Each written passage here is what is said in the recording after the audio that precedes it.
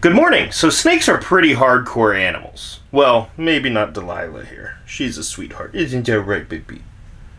But we've all got our soft spots. But today we're going to talk about the 5 most hardcore badass snakes around. Obviously, this is an opinion video. There is absolutely nothing scientific about this. So it'll fit right in here on the interwebs. Also, this is a list of hardcore snakes, not a recommended snakes to keep as a pet list. So at best, the animals on this list are going to be like high-level intermediate to advanced, and some of them are for only the most experienced of advanced keepers. In general, if it can kill you with relative ease, don't put it in your living room. Best to admire it from a distance. I think that's common sense at this point, but enough rambling. Let's jump into it. So I want to start off with an honorable mention. The Paradise Flying Snake. Now, the Paradise Flying Snake's not the most, stereotypically hardcore snake, and even if I were to continue this list from, a top 5 to a top 10, this wouldn't necessarily come in at, 6. It might not even make a top 10 list. But it is hardcore in its own way, and in a way that's different from all the other snakes on this list. So, despite its name, the Paradise Flying Snake doesn't engage in powered flight. But what it does is close to as cool. Let's go ahead and start at, the front of the snake. So, it is rear-fanged venomous. What that means is it doesn't have, fangs in the front of its mouth like your elapids or your vipers do that actually inject venom into their prey. What they do is they produce the venom in their mouth, in their saliva, and then they chew it into their prey as they eat. So they generally don't get nearly as much venom into their prey since they're not actually injecting it, and their venom is much weaker than most of your dangerous snake. It's not medically significant to humans, for example. So the lights in the enclosures behind me went out, and Delilah was getting a little adventurous, so we did a little bit of a snake switch. This is Dracula, our blood python. Anyway, back to your regularly scheduled programming. So the Paradise Flying Snake is an arboreal species that can yeet themselves from one tree to another and glide almost 80 feet. They flatten the ribs along their entire body and then slither through the air like they're a kite with no string until they get to their final destination. They are insane. They are hardcore in their own right. So, honorable mention. Dracula was getting a little adventurous too, so now we're on to no snake demonstrations. Womp womp. Now, on to the official list. Number 5 is going to be the Emerald Tree Boa. The Emerald Tree Boa has a fairly funky shaped head because it has to contain these absolutely gigantic teeth. Look at those things. These green dental patients spend just about all of their time in the trees, including hunting and eating. So they eat things that they primarily find in the trees, like birds, bats, small tree-dwelling rodents, lizards, monkeys, stuff like that. But in order for them to grab things like birds and bats without yeeting themselves to death, because they can't glide gracefully like the Paradise Flying Snake, they have to be able to grab these things efficiently out of the air. And what is the best way to do that while being able to still have your body secured to a branch? Why? Having a mouthful of daggers, of course! So they grab their prey out of the air, they constrict it, and then they actually use gravity to help them get the prey down their mouth and their throat. It's absolutely incredible. Now on to number 4. Comes from Central and South America, the Bushmaster.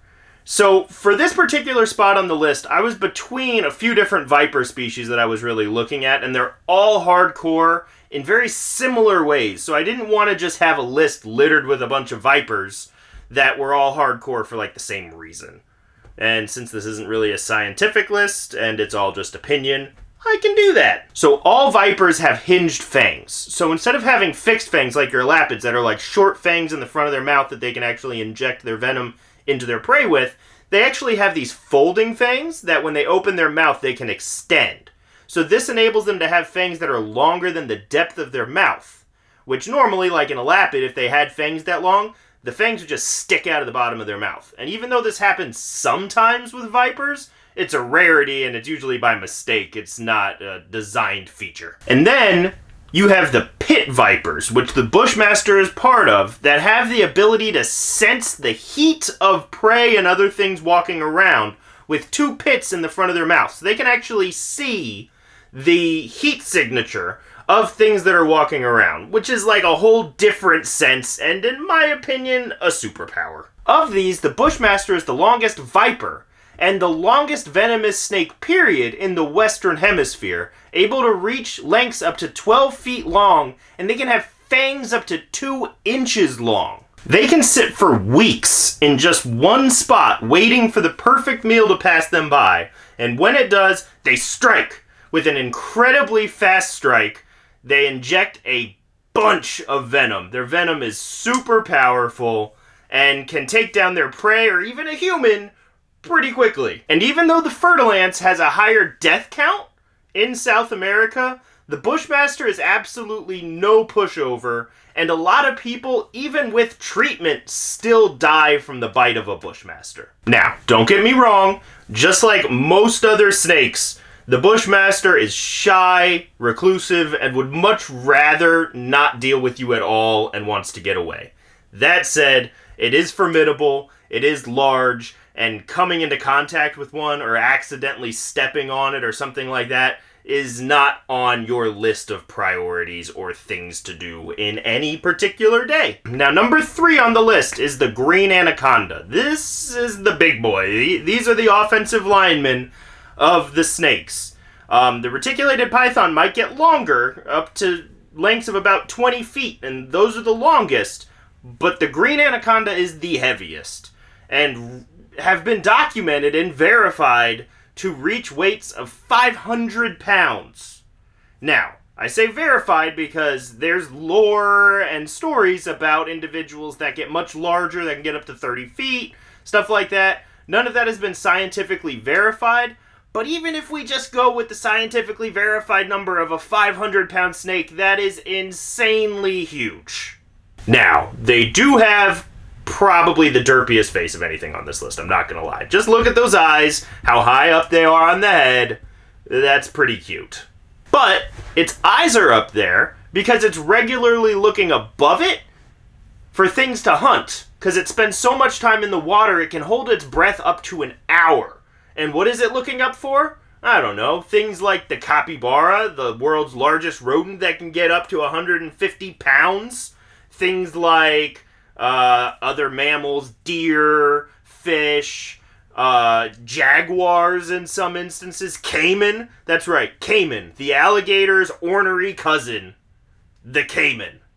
These things will just murk. These guys are the heaviest of the heavyweights, and because of that, they earn the number 3 spot. Now, number 2 on the list. This is definitely in the running for my favorite snake in the world.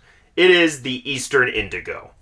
These are, first off, just gorgeous. They are a slick black, sometimes they have a little bit of red on the bottom of their chin, and they're big. They are the longest native species in the United States. They can get 8 feet or longer in some instances, but this is just the tip of the hardcore iceberg with these guys. Some snakes use venom to kill their prey, injecting them with spicy hurt juice until they die. Some snakes use constriction, giving their prey a big hug. The strongest hug they've ever received, or ever will receive, until you know they have a heart attack and die. But then there's these guys. These MMA fighters of the snake world. These guys do not use venom. They do not use constriction. What they do is they go for the neck of their prey, and they try to sever the spine with their bite. If that does not work, they begin to beat their prey against the ground, a rock, a tree, whatever is close to them, until it either dies or is stunned enough for them to eat it. But nothing comes without its trade-offs. Most snakes are able to eat things that are bigger than their heads, and the way they do this is they have an extremely kinetic skull. And their skull is just flexible in just about every way it can be. Their lower mandible isn't fused, they can stretch it out, they can move their entire skull to fit around whatever prey species they're eating. But because of this, most snakes don't have a very strong bite force. They've got sharp teeth, and then they either, if they're a venomous snake, inject into their prey, and then let the venom do its work, or if they're a constrictor, they use their teeth literally just to bite and briefly hold the prey while they constrict around it. But none of that requires having a lot of muscle in the head and a strong bite force. But that's not what happens with the Eastern Indigo. The Eastern Indigo has a very strong bite force to be able to kill in the manner that it does. But in order for this to happen, they can't have nearly as flexible of a skull because it's fragile. So they've got a bulkier actual skull than most other snakes. And because of this, they can't swallow things that are that much bigger than their head. So they have to go for something that's going to be relatively narrow, but still large enough to provide them enough calories, to live, because they're a pretty big snake. So they go for things that are generally long and tubular, like, other snakes. So these Rottweiler MMA fighter snakes regularly have large amounts of other snakes in their diets, including things like the copperhead, the cottonmouth, and the largest rattlesnake in the world, the eastern diamondback. Overall, it's hard to be more hardcore than that. But number 1 somehow finds a way to do it. Honestly, I had a hard time with 1 and 2, and I probably switched their position on the list about a dozen times.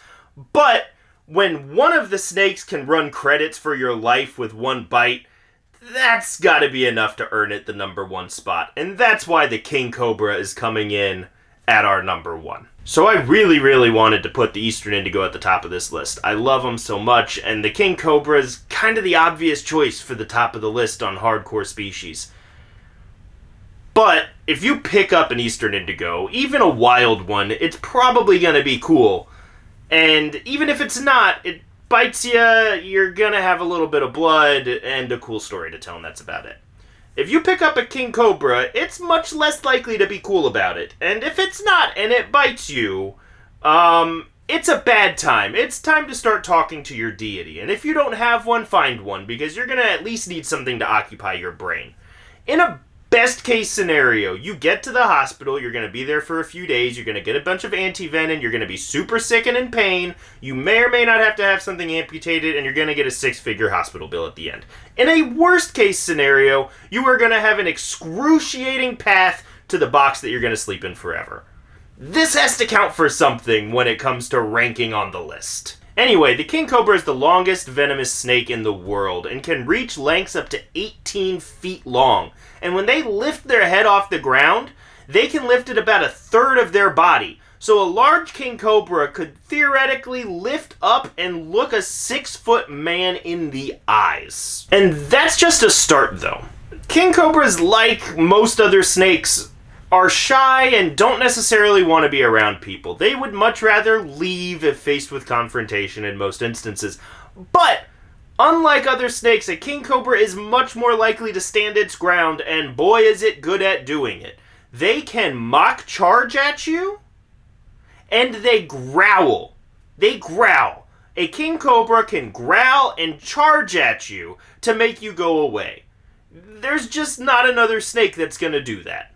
At least not that effectively. Now, King Cobras, like Eastern Indigos, are also snake eaters, but where Eastern Indigos have a large portion of their diet made up of snakes, they also eat other things. King Cobras are pretty much obligate snake eaters, and they eat them effectively. They actively hunt snakes. They don't sit and wait like an ambush predator. They will go out looking for snakes that are going to be dinner. And the King Cobra, despite its name, isn't actually a true cobra. It's not in the genus Naja. That doesn't really matter, though. They don't have as strong a venom as most of the species in the Naja genus, but they deliver so much of it that it makes no difference. They are massive, they're intimidating, they're snake eaters, they're intelligent, they are absolutely beautiful, and they are the most hardcore of the snakes. It is a true king. I hope you enjoyed this video on the top 5 most hardcore snakes, including our one little honorable mention there at the beginning. If you have more top 5 video ideas, or any other video topics you would like for me to cover, go ahead and drop those down in the comments. There's going to be a like and a subscribe button down there somewhere. Go ahead and smash that, and I'll see you next week.